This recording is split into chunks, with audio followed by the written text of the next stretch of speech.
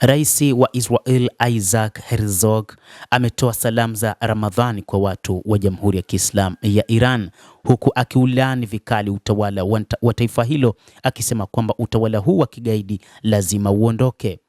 Isaac Herzog, rais wa taifa la Kiyahudi la Israel, wakati huu ameungana na Waislamu nchini Iran akiwatakia heri ya mfungo mwema wa mwezi wa Ramadhani.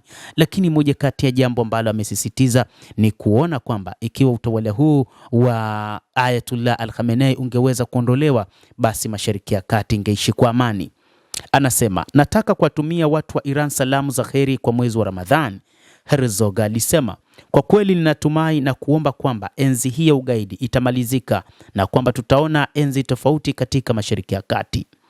Wakati wa ziara yake ya CMCC, Herzog alipewa taarifa na maafisa wakuu wa kijeshi akiwemo Meja Jenerali Jack Dolph, kamanda wa IDF wa kituo hicho, na Meja Jenerali John Brad Bowlin wa jeshi la Marekani ambaye hutumika kama mkurugenzi wake.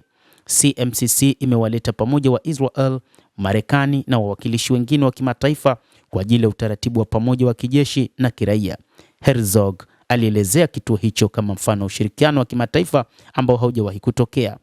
Nimemaliza tu ziara ya kuvutia sana katika makao makuu ya CMCC hapa karibu na Kiryat Gat. Hili ni tukio la kushangaza.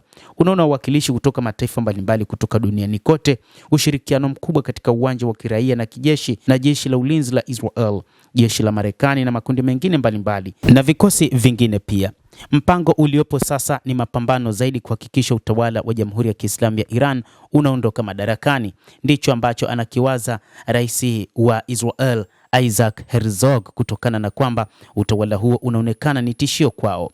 Ameelezea matumaini kwa watu wa Gaza pia.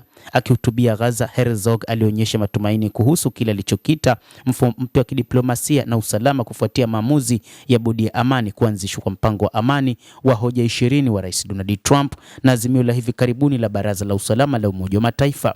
Tunatazamia mustakabali wa matumaini huko Gaza kufuatia uamuzi wa bodi ya amani na utekelezaji wa mpango wa amani wenye hoja 20 wa Rais Trump, azimio la Baraza la Usalama la Umoja wa Mataifa, Herzog alisema. Unaona kitu kinaundwa, unaona kitu kipya, unaona matumaini hewani na unaona mipango mikubwa sana ambayo inaweza kutoa njia tofauti kwa watu wa Gaza. Alizitaja kazi zinazoendelea katika CMCC kuwa ni dhahiri na zenye kuleta mabadiliko. Tunachokiona hapa ni ukweli, miradi ya utekelezaji, na ninaamini kweli kwamba haya ni mabadiliko ya hali ya baada ya Mashariki ya Kati na kwa amani ya ulimwengu, alisema. Ujumbe wa Ramadhani kwa majirani zetu wakati wa mwezi mtukufu wa Waislamu unapoanza. Tunatoa salamu kwa raia Waislamu wa Israel na kwa Waislamu wote katika kanda na kwingineko.